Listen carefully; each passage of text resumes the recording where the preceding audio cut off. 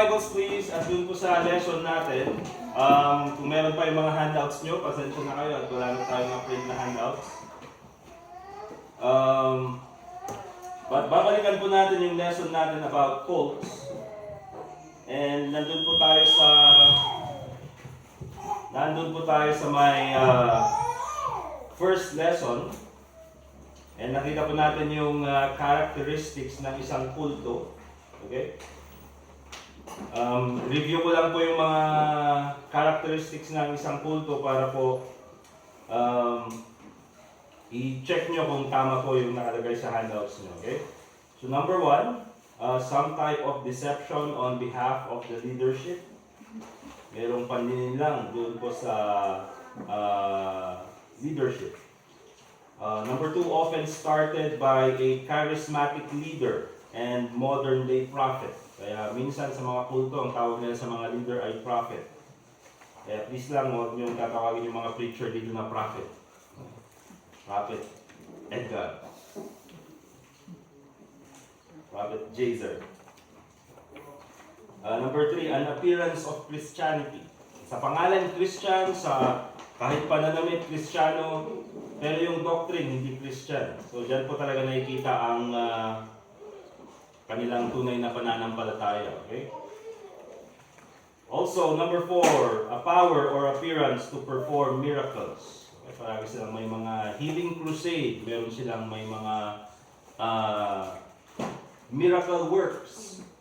Pero hindi nila ginagawa sa hospital. Diba? Kung talagang may puso na tumulong, ba't hindi gawin sa hospital?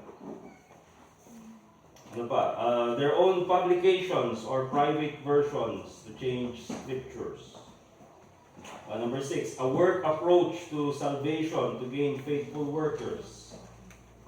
Number 7, a strong belief that they are the only true church. Number 8, an aggressive training of lay missionaries for maximum growth. Number 9, doctrinal errors in the Trinity, deity of Christ, and salvation. Yung tatlong yan, magkakasama palagi. Trinity, deity of Christ, and salvation.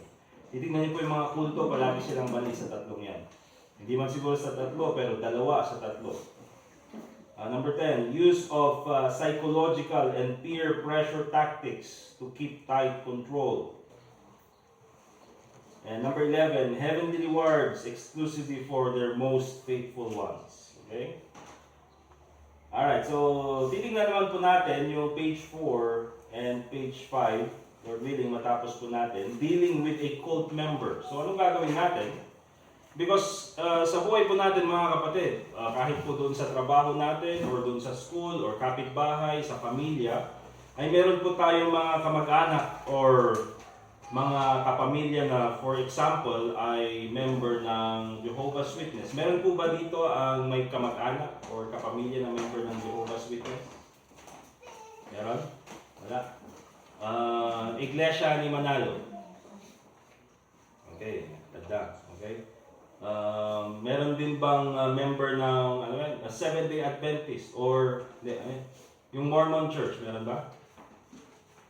Wala. Okay? So probably karamihan siguro sa atin, hindi man sa ating family, probably doon sa ating workplace or doon sa ating mga friends, even sometimes, circle of friends, doon sa ating mga kapitbahay.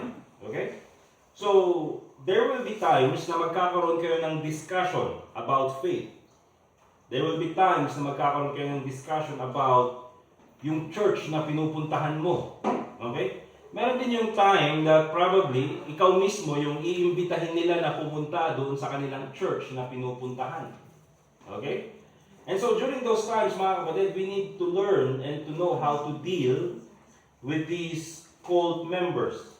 Remember, dito sa pag-aaralan natin na part ng dealing with cult members, kailangan meron tayong balance na kaalaman when it comes to dealing with cult members. Okay? So, titignan po natin mga kapatid, first of all, that meron po kasi talaga yung mga members ng mga kulto na yung talagang, alam mo yun, yung talagang nakatatak na sa kanilang isip na dito na ako sa church na ito mamamatay. Okay? Yung hindi na magbabago yung aking kaisipan, hindi na magbabago yung aking doctrine. At meron naman yung mga members ng kulto that they are only blinded. They are only deceived. Okay? And sometimes they are ignorant of the truth. At tulad po ng sabi ko mga kapatid, meron po kasi yung mga members ng kulto na kaya sila member doon dahil member yung mga magulang nila. Okay? And because of that, dahil dinadala sila sa church, yun na rin yung doctrine na kinalakhan nila. Pero habang lumalaki itong mga bata na ito, or naging teenager na sila, nagkakaroon na sila ng critical thinking, na nakikita nila na, uy, hindi ito logical. Hindi ito tama. Hindi ito yung nakita ko sa Bible. So, oftentimes, when you teach to them the truth, okay, pagka pinakita mo sa kanila yung katotohanan, madali nilang matanggap. Bakit? Because hindi po tayo nagbubukas ng kanilang mata. It is the Word of God. It is the Holy Spirit which enlightens them to the truth. Right. So unang-una mga kapatid, dealing with a cult member, number one, you need to have the right purpose. Okay? Have the right purpose. Yung purpose in dealing with a cult member is, remember, not to win an argument. Or not to shame yung tao na yon because of their argument. Okay? Remember, itong mga tao na ito, they can use good words or even pwede silang gumamit ng mga verses from the Bible. That's why it's very important that we have to deal with this with wisdom. Bakit? Because itong mga tao na ito, you're not only trying to convert them with the gospel, but they're also trying to convert you with their false gospel. Okay? That's why kailangan meron kang tamang purpose. Yung purpose doon is for them to know the gospel of the Lord Jesus Christ. Okay? Hindi po na ikaw ay manalo doon sa debate. That's never the purpose of dealing with these cult members. Kaya very important that we need to use the right discernment. Okay? Go to Galatians chapter 1 verse 8.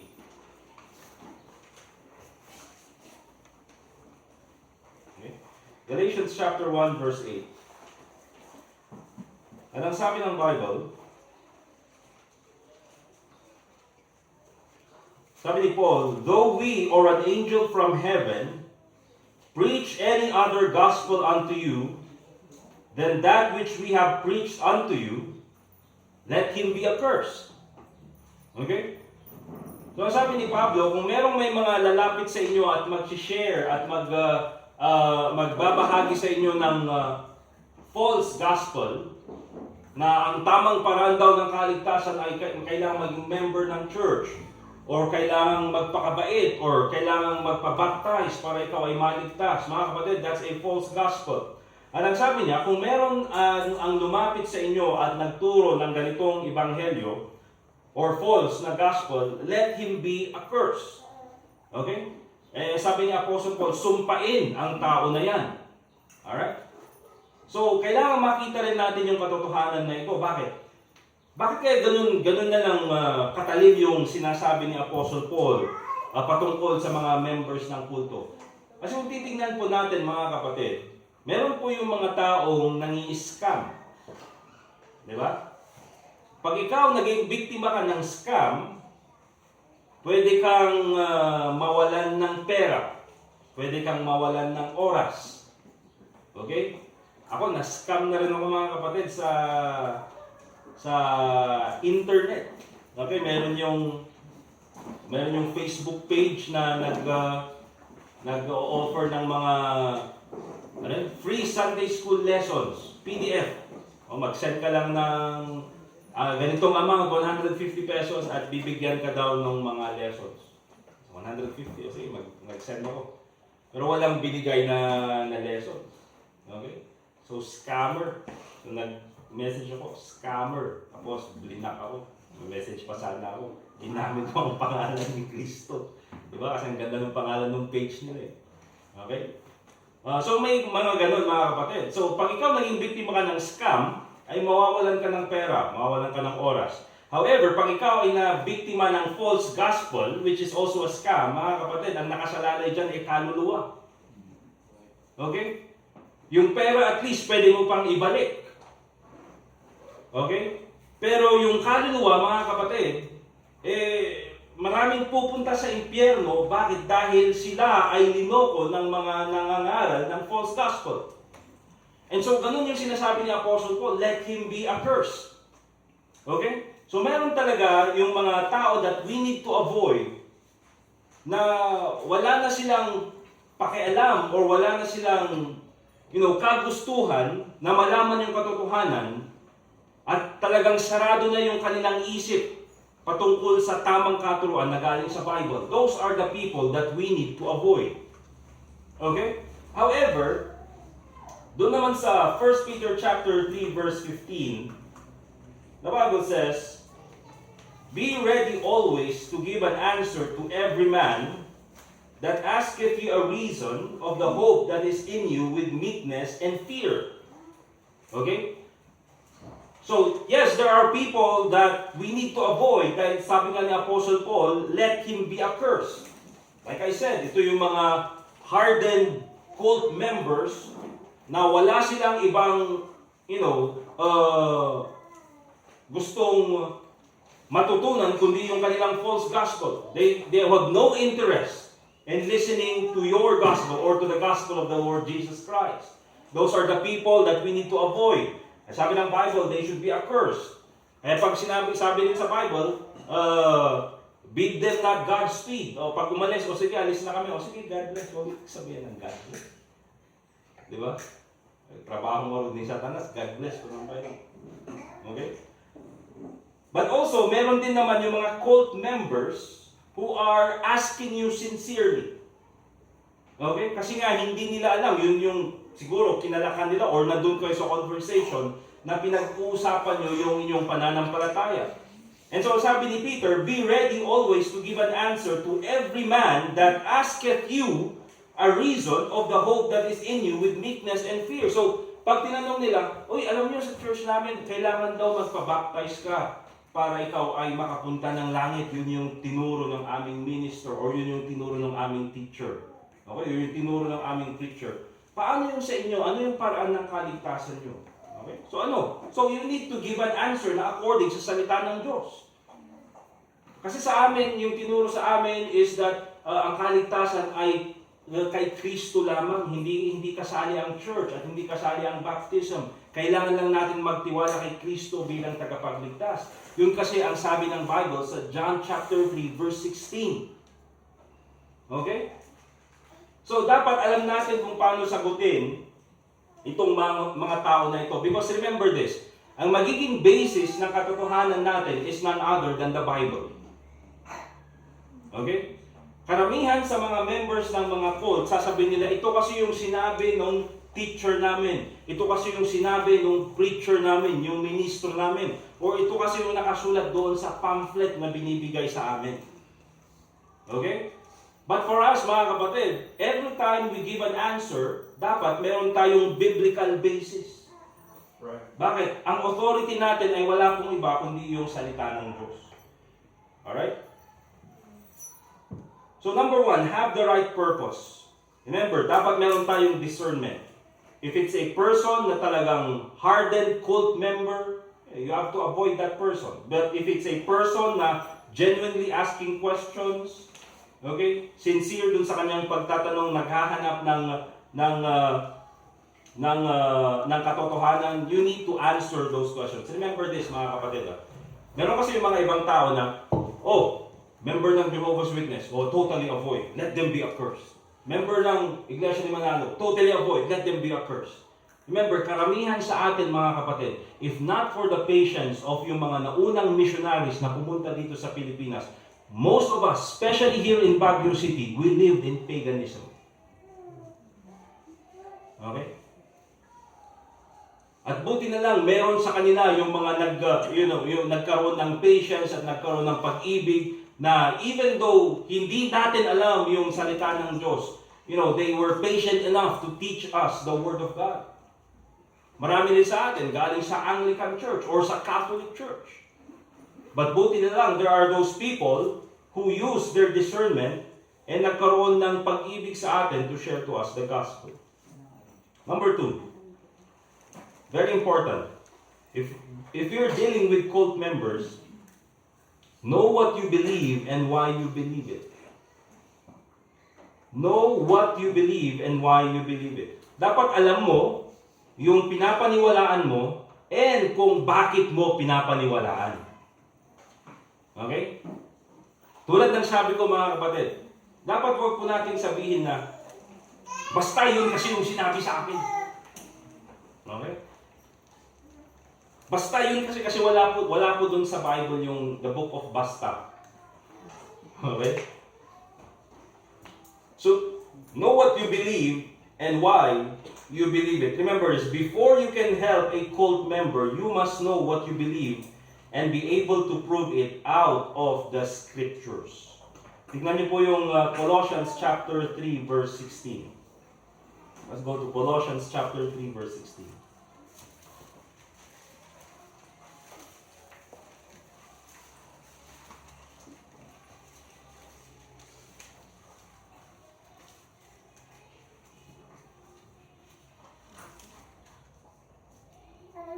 Colossians chapter 3 verse 16. The Bible says, "Let the word of Christ dwell in you richly in all wisdom, teaching and admonishing one another in psalms and hymns and spiritual songs, singing with grace in your hearts to the Lord." Okay, so dapat nandyan mga kapatid yung unang binanggit ni Apostle Paul dyan sa verse na yan. Let the word of Christ dwell in you richly in all wisdom.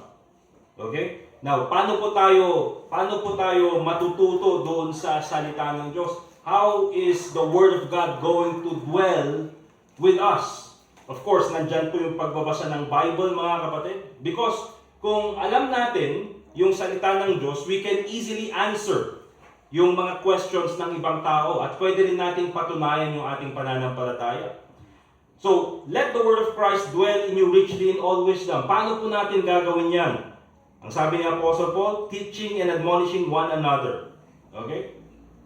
So, nandyan po yung pagtuturo ng salita ng Diyos. Kaya po yung pagpunta ng Sunday school, and even yung Wednesday service, and even po yung mga worship service natin, hindi po yan sayang because you are learning from the Word of God. And kaya po mga kapatid, kahit yung mga pag-take down ng notes, okay? Meron po talaga yung mga nag-take down ng notes. Meron din naman yung mga hindi nag-take down ng notes. Wala pong masama dyan. Kasi yung iba naman, hindi man ako nag-take down ng notes pero nakasulat na yan sa aking puso o gaso. O siguro, ganun nga. Wala tayong masasabi doon. That's good enough. As long as naiintindihan mo yung sinasabi ng salita ng Diyos. Okay? Importante yan. But here's the thing mga kapatid. You come here to church so that you learn from the Word of God, so that when others ask you about your faith, meron kang at merong sasabihin that is according to the Word of God. Okay? And so hindi lang yan mga kapatid, not only through teaching, but also in Colossians chapter 3, verse 16, sabi niya ganyan, and admonishing one another in psalms and hymns and spiritual songs. You see, isa rin sa pwedeng magturo sa atin ng napakagandang theology is, yung mga hymns na kinakanta natin sa ating mga songbooks. Yung hymns natin ay hindi po yan inspired katulad ng Bible. Okay? Hindi yan, tawag doon, we do not put it in a level na katulad nung salita ng Diyos. Okay? But the songs that we sing, yung mga kinakanta po natin dyan, kaya hindi naman po lahat ng nasa songbook ay kinakanta natin dahil meron din yung mga songs that are not according to scriptures. Okay? Pero yung mga songs na pinipili natin na kinakanta natin, yun yung mga songs that has good theology. It has good doctrine. Okay? Right. So it's very important mga kapatid that you know what you believe and why you believe it. So, ang tanong is this. Kung meron kayong mga kausap ng mga members ng cult, can you refute a member ng Pentecostal church na sinasabi niya, uy, sa church namin may speaking in tongues, sa inyo wala?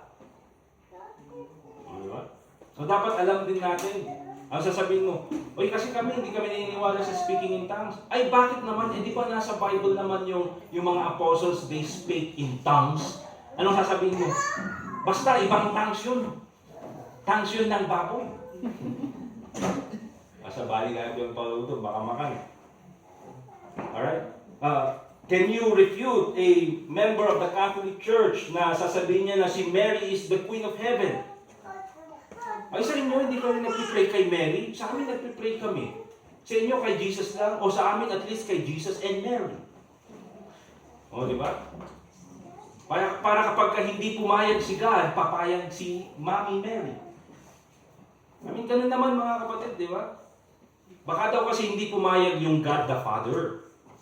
Kaya dapat merong mother. Pero kasi at least yung mother mas nakakaintindi. Yung mother mas malapit sa kanyang mga anak. Ganun daw yung logic nila mga kapatid. O can you refute a member ng Iglesia ni Manalo na sasabihin niya na si Kristo ay tao lamang? Or member ng Seventh-day Adventist na sasabihin niya na, oh si Kristo, hindi naman niya pinalitan yung Sabbath kaya Saturday kami sa service, ba't kayo Sunday? Kami Sabado. Okay? O a Mormon leader or a Mormon member na sasabihin niya, oy, meron kaming baptism of the dead. Okay? Or member ng Catholic Church na sasabihin niya, kailangan magpabaptize para maligtas. You see, these are just, mga sabihin na natin mga basic questions that we also need to know how to answer. Okay? And number 3, of course, very important, na if we're going to deal with cult members, we should also know what they believe from their own materials and why it is wrong. Right. Okay? Importante rin na alam natin yung kanilang pinapaniwalaan at kung bakit ito mali. Know what they believe from their own materials and why it is wrong. Kaya isa po yan mga kapatid sa reason kung meron tayong lesson about cults. Not only para lang may lesson tayo ng Sunday school, but again, ang gagawin natin after we finish this introduction, kasi introduction po itong pinag-aaralan natin, yung second na topic po natin is immediately about the Mormon Church. So mag-focus tayo sa Church ng Mormon. Pagkatapos po niyan, mag-focus tayo sa Church ng Iglesia ni Manalo. And then Jehovah's Witness. Okay? So, yan po yung reason kung bakit tayo merong lessons about cults. Para po, hindi lang alam natin yung doctrine natin, but also alam natin yung kanilang maling katuruan. So that we can easily refute them. Okay? And it's very important that we also know their own materials and why it's wrong. One of the reasons why mga kapatid, medyo may kaalaman ako sa Mormon Church is because nung nasa Bible College kami, meron kaming kasamang preacher na dating member ng Mormon Church. Dati siyang preacher ng Mormon Church doon sa La Union. Kaya alam niya lahat ng doctrine ng Mormon Church. Kaya kino-compare niya nung nilapitan siya nung nagturo sa kanya, nag-share sa kanya ng gospel. Kinompare niya yung gospel according to the Bible and yung gospel na tinuturo ng Mormon Church. At nakita niya mga kapatid yung very big difference. Okay? Na sa gospel na tinuturo natin, we have the scriptures. It's enough to prove what we believe. Pero yung sa kanila, kailangan nandyan yung Bible, nandyan yung Book of Mormon, nandyan pa yung Doctrines and Covenants. Ang daming book. Okay? At kaya that's one of the reasons why umalis siya doon sa Mormon Church. Nakita niya yung mali na katuruan. Alright? Well, sadly that preacher is with the Lord nowadays. Kailan namatay si Pastor Tad? 2022? 2023 yata. Last year siya namatay. But he was a dating member and preacher ng Mormon Church. Okay? But at least sinasabi namin, he died a Baptist preacher. Diba? Hindi lang yan mga kapatid. Ang kagandahan pa niyan, he was able to, bring to the Baptist belief or the Christian belief yung kanyang pamilya. Alright? So, know what they believe from their own materials and why it is wrong. Isa sa mga pinagmamalaki ng Mormon Church is that sasabihin nila, we have the perfect writings in the Book of Mormon. Na yung Mormon writings daw or yung sinulat ni Joseph Smith ay perfect. Kasama na doon yung Jesus Christ is the brother of Lucifer. Perfect daw yun, mga kapatid. Si Jesus Christ is a man who became God. That's also perfect daw. Okay, yun yung kanilang turo. Di ba ang weird?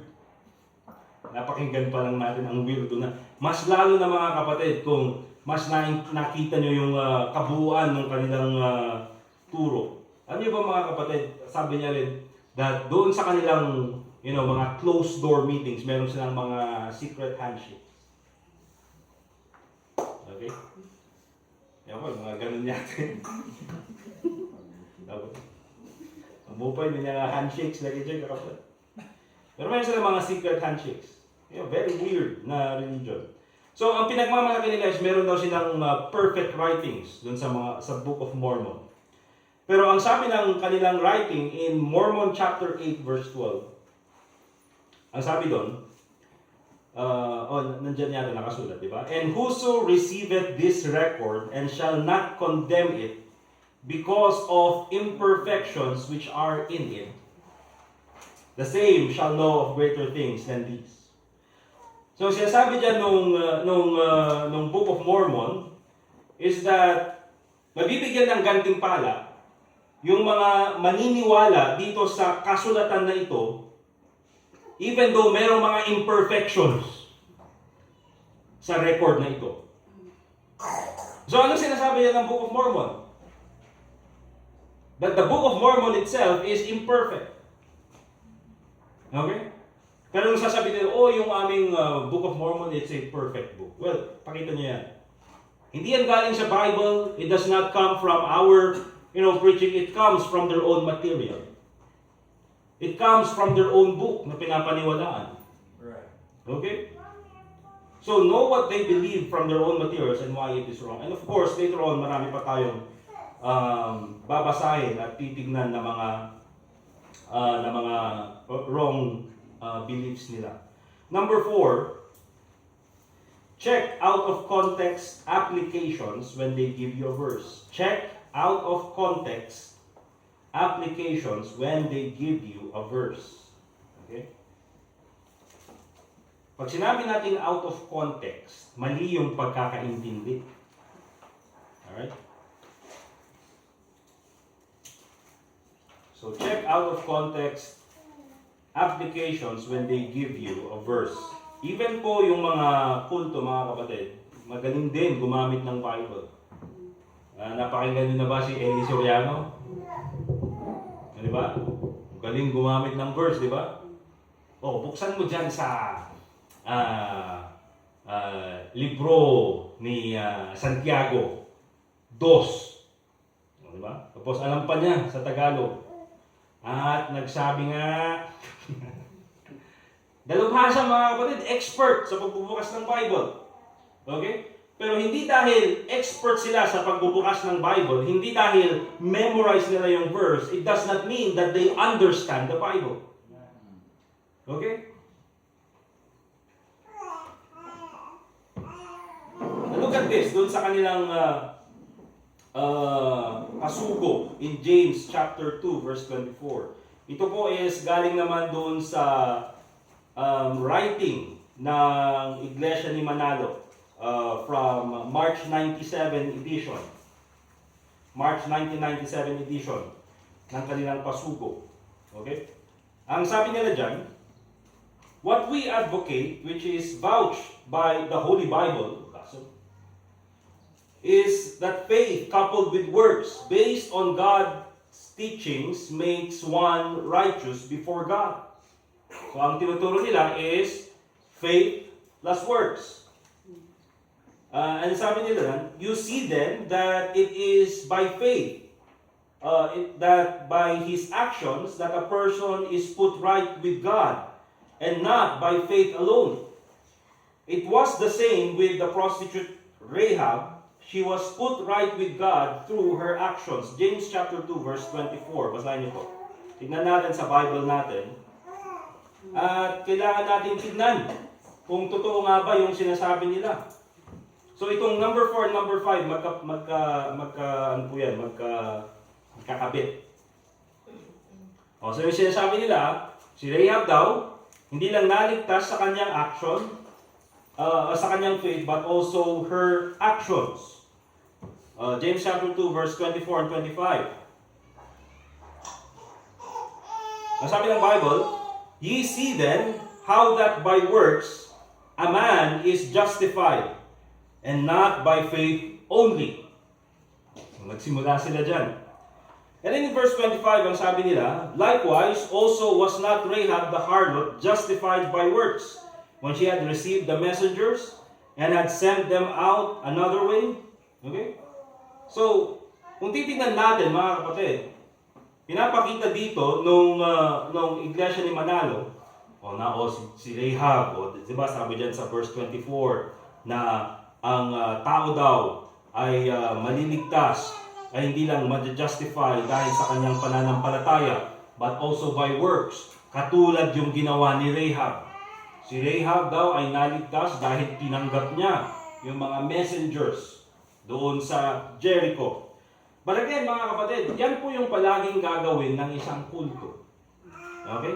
Kukuha sila ng verse, and then they will take out of context. At pag sinabi ko kasi nating context, kailangan nating intindihin kung ano ba yung talaga yung pinag-uusapan doon sa chapter na yun. Or hindi man sa chapter, but the whole book. Okay? Remember na ang book of James, mga kapatid, it is a practical book. Si James po bilang isang preacher, tinuturuan niya yung kanyang mga members, not only that you are a Christian, na hindi mo lang ito sasabihin na you are a Christian, but also you have to show it through your actions. Okay? So yun yung context ng book of James. It is a practical book. Yun naman sa Ephesians, it is a doctrinal book. Kaya sabi doon, Ephesians chapter 2 verse 8 and 9, "For by grace are ye saved through faith, and that not of yourselves, it is a gift of God, not of works, lest any man should boast." Kaya kung titignan natin, parang may contradiction yung James and Ephesians. No, there is no contradiction. Ephesians is a doctrinal book, James is a practical book. Kaya kung titignan natin, nagsimula sila sa verse 24, kasi doon sa verse 23, ang sabi, "Ye see then how that by work," sa verse 23, "and the scripture was fulfilled which saith, Abraham believed God, and it was imputed unto him for righteousness, and he was called the friend of God." So doon sa verse 23, makikita natin doon na ang tao, he is saved because siya ay nagtiwala. Meron siyang pananampalataya. Okay? Makikita natin na itong si Rahab, she was saved because firstly, she believed in the God of Israel. Before pa dumating yung Israel sa Jericho, she already believed and feared the God of Israel. Okay? So remember, it's a practical book yung James. Yan po yung context. Si James, he is teaching yung kanyang mga members doon sa Jerusalem church that, yes, if you say you're a Christian, you show it by your works. Okay? So yan po mga kapatid. Kaya yung number 5, don't be fooled by clever presentations. Make them prove everything. Make them prove everything. Kaya magkasama po yan. Huwag yung sasabihin, "Ay, ganun ba? Oo nga, sige. Oo nga, tama yung sinabi mo." Diba? Make them prove. Sasabihin ng iglesia ni Manalo na, wala nang tunay na simbahan ngayon kasi yung simbahan noon na tinatag ni Jesus Christ ay naging corrupt at kaya wala ang sumunod na church ay yung tinatag ni Felix Manalo. Kaya make them prove. Paano mo nasaan yung proof sa scriptures na na-corrupt yung church? Yes, the church was imperfect, pero sabi ni Jesus Christ, the gates of hell shall not prevail against it. Okay? Sinasabi mo ba na nasira yung church na tinatag ni Jesus Christ? He's going against His word na sinabi niya, the gates of hell shall not prevail against it. Okay? O paano mo nasabi na si Felix Manalo nga yung pasugo na dinala dito sa in the last times? Okay? How will you prove that? Huwag na lang yung basta-basta naniniwala. Okay? Make them prove everything. Alright? Number 6. We'll finish this hanggang 8. Share your personal testimony of your salvation experience. Okay? Share your personal testimony of your salvation experience. Minsan mga kapatid, kaya po for us, when it comes to sharing the gospel, the easiest way to share the gospel is to share your personal experience of salvation. Diba? Paano mo i-share sa tao yung paraan ng kaligtasan? Well, you should just remember how you got saved. Okay, you should just remember and explain to them kung paano ka naligtas. Alright? Minsan yan yung ginagamit ng mga kulto in order to, convert other believers. Kasi nga, sinabi ko dyan that minsan kasi mahirap i-refute yung personal experience. So use it against them. At least your personal experience is based on the Bible. Okay? Number 7, don't get yourself in too deep if you are not fully prepared. Okay? If you're not ready, at hindi mo alam yung mga sagutin, yung kanilang mga tinatanong, if you don't know how to refute what they are saying, then, if you're not fully prepared, then I don't think it's a good idea na makipag-usap ka sa kanila. And number 8, lastly, if this person is yung, sincere cult member who is looking for the truth, hindi siya yung hardened. Remember, I use discernment. If it's a hardened cult member, there's no desire of learning the truth, then you should just, let them be accursed, sabi ng Bible. Okay? But if this person is a person who is seeking for the truth, keep the relationship open and pray for them. Yung ginamit ko pang experience kanina na si Preacher Tad, who's already with the Lord, ganun po yung ginawa sa kanya. The first time that they talked to him, hindi naman basta-basta iniwan yung kanilang dating pananampalataya at sumali or nag-convert sa Baptist or nag-convert sa Christianity. Hindi. It took a long while, before he was converted to Christianity. But buti na lang, merong nagtiis at nagkaroon ng patience to pray for him and to teach him. Kaya before he went home to be with the Lord, at least he was able to start a church doon sa Ilocos. And now the church is still continuing. Okay? So, ganyan po mga kapatid. Dealing with cult members. Next Sunday, we'll continue doon sa lesson natin. Now we'll focus on the Mormon Church. Okay, let's pray. Dear God, Heavenly Father, once again, thank you po sa oras na binigay niyo sa amin. Lord, give us grace as we continue on in our service. Muli po, Panginoon, Ikaw ang mag-glorify sa mga gagawin namin.